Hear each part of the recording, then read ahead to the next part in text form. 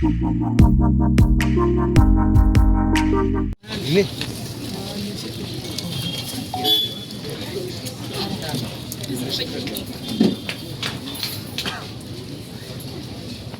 Tur, gua dia tur man.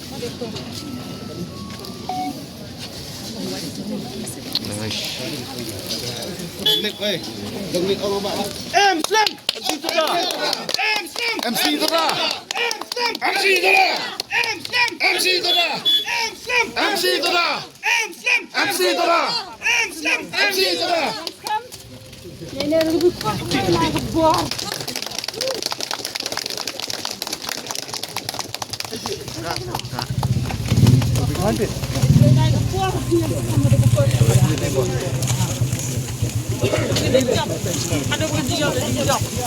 Ano begini ya kan jingjap.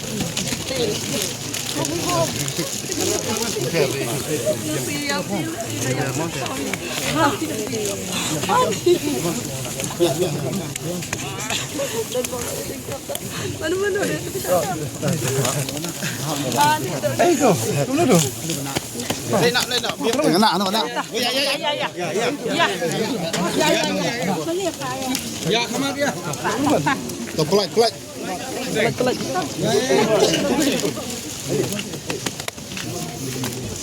Ini. Situ kan nak. Ini lah.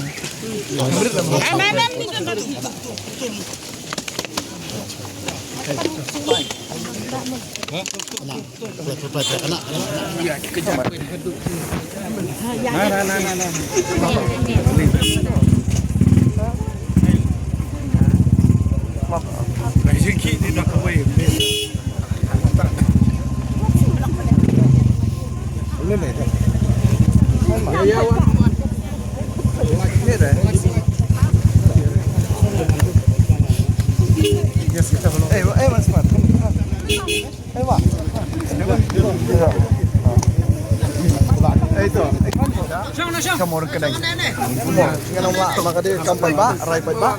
Dengan ini rai bek kamu orang kenang mo. Biang kan? Mo. Ini rai sih mo. Memang kendus teh. Ya. Mulai mo. Eh. Dangian kalau nanti. Rulang bro. Eh, gitu bro sama. Sama.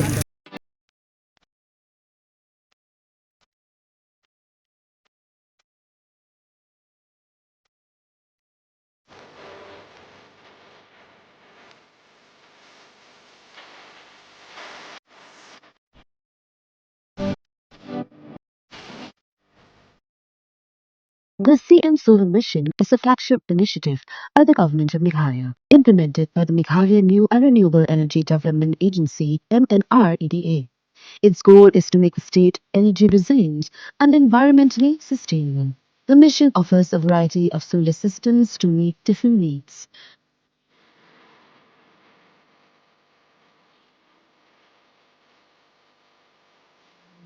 CM Solar Mission is a program designed to be affordable and accessible. Small households only need to contribute 10% of the cost. The state government covers the rest, providing a 15-90% subsidy, with the remaining amount for larger systems covered by simple bank loans. To apply for the CM Solar Mission scheme, you can consult with MNREDA and submit your application to the district administration, or contact your nearest block development officer, BDO.